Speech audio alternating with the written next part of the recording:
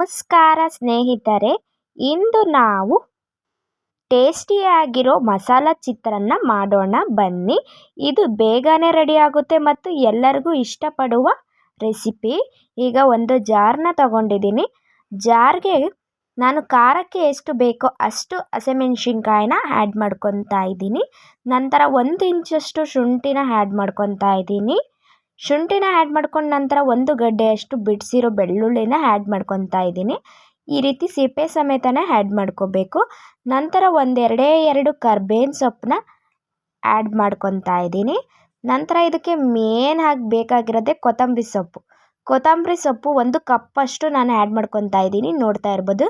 ನಂತರ ಜೀರಿಗೆ 1 ಸ್ಪೂನಷ್ಟು ತೊಗೊಂಡಿದ್ದೀನಿ. ನಂತರ ಸ್ವಲ್ಪ ಉಪ್ಪನ್ನ ಆ್ಯಡ್ ಮಾಡ್ಕೋಬೇಕು. ಉಪ್ಪನ್ನ ಯಾಕೆ ಆ್ಯಡ್ ಮಾಡ್ಕೊತೀವಿ ಅಂದರೆ ಒಂದು ಒಳ್ಳೆ ಫ್ಲೇವರ್ ಬರುತ್ತೆ ಹುರಿಬೇಕಾದ್ರೆ, ಅದಕ್ಕೋಸ್ಕರ. ನಂತರ ಅರಶಿನ ಪುಡಿನ ಆ್ಯಡ್ ಮಾಡ್ಕೊತಾ ಇದ್ದೀನಿ. ಇದಿಷ್ಟನ್ನು ಚೆನ್ನಾಗಿ ನುಣ್ಣಗೆ ರುಬ್ಕೊಂಡು ಬಂದುಬಿಡೋಣ. ಇವಾಗ ನಾವು ಪೇಸ್ಟ್ ಆದ ನಂತರ ತೋರಿಸ್ತಾ ಇದ್ದೀನಿ ಯಾವ ರೀತಿ ಆಗಿದೆ ಅಂತ. ಈಗ ಮೊದಲಿಗೆ ಒಂದು ಪ್ಯಾನ್ನ ಇಟ್ಕೊಳ್ಳೋಣ ಬಿಸಿಗೆ.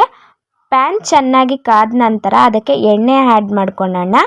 ಎಣ್ಣೆ ಹಾಕಿ ಎಣ್ಣೆ ಚೆನ್ನಾಗಿ ಕಾದ ನಂತರ ಕಡಲೆಬೇಳೆ, ಉದ್ದಿನಬೇಳೆ ಹಾಗೂ ಜೀರಿಗೆ ಮತ್ತು ಸಾಸಿವೆನ ಆ್ಯಡ್ ಮಾಡ್ಕೊತಾ ಇದ್ದೀನಿ. ಇವನ್ನು ಚೆನ್ನಾಗಿ ಹುರಿಕೊಳ್ಬೇಕು. ನಂತರ ಕರಿಬೇವನ್ನ ಮತ್ತು ಆ್ಯಡ್ ಮಾಡ್ಕೊಂಡು ಚೆನ್ನಾಗಿ ಈ ರೀತಿ ಫ್ರೈ ಮಾಡ್ಕೋಬೇಕು, ಕಂದು ಬಣ್ಣಕ್ಕೆ ತಿರುಗೋ ತನಕ.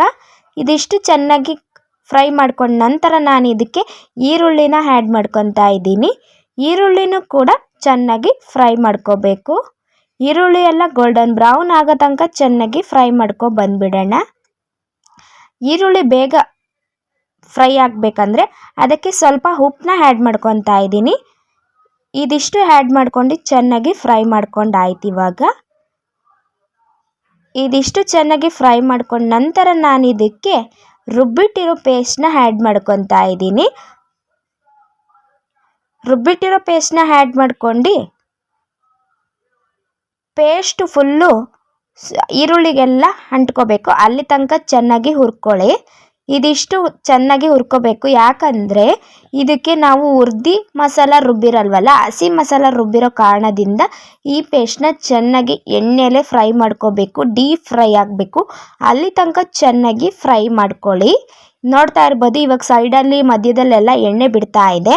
ಎಣ್ಣೆ ಬಿಟ್ಟ ನಂತರ ನಾನು ಸ್ಟವ್ನ ಆಫ್ ಮಾಡ್ಕೊಬಿಟ್ಟು ಇದಕ್ಕೆ ನಿಂಬೆಹಣ್ಣು, ಒಂದು ದೊಡ್ಡ ಗಾತ್ರದ ಗೋಲಿ ಗಾತ್ರದ ನಿಂಬೆಹಣ್ಣಿನ ಜ್ಯೂಸನ್ನ ಆ್ಯಡ್ ಮಾಡ್ಕೊಂಡಿದ್ದೀನಿ. ಬಿಸಿ ಅನ್ನನ ಸೇರಿಸ್ಕೊಂಡು ಮಿಕ್ಸ್ ಮಾಡ್ಕೊಂಡು ತಿಂದರೆ ಸಿಂಪಲ್ಲಾಗಿ ಈಸಿಯಾಗಿ ಮನೆಯಲ್ಲೇ ಮಸಾಲ ಚಿತ್ರಾನ್ನ ರೆಡಿಯಾಗಿದೆ. ಈ ವಿಡಿಯೋ ಏನಾದರೂ ಇಷ್ಟ ಆದರೆ ಲೈಕ್ ಮಾಡಿ, ಶೇರ್ ಮಾಡಿ, ಸಬ್ಸ್ಕ್ರೈಬ್ ಮಾಡಿ ಮತ್ತು ನಿಮ್ಮ ಫ್ರೆಂಡ್ ಸರ್ಕಲ್ಸ್ಗೆ ಶೇರ್ ಮಾಡಿ.